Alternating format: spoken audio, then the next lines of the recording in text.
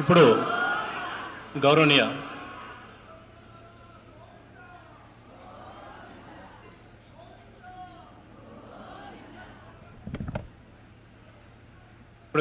ముఖ్యమంత్రి వర్యునికి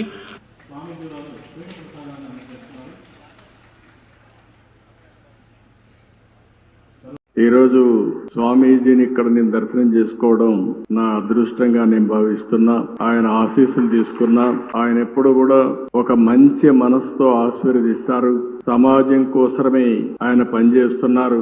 ఈ రోజు ఆయన చెప్పిన మాటలు కూడా మీరు వింటే, ఆయన నేను కష్టాల్లో ఉన్నప్పుడు ఆయన పూజ చేసి నాకు ఆ ఫలితాన్ని ఇప్పుడు నా చేతికి ఇచ్చారు అంటే ఒక మంచి కోసం ఏ విధంగా ఆలోచిస్తారో స్వామీజీ ఒక ఉదాహరణ అని చెప్పి నేను మీకు అందరికీ తెలియజేస్తున్నా. జీవితంలో మీరు చూస్తే దత్త క్షేత్రాలు పెట్టి అక్కడ భక్తుల కోసం అనేక సందర్భాల్లో రావడం, ఒకసారి ఇక్కడే వారిని కలిశాను, హైదరాబాద్ లో అనేక సార్లు కలిశాను.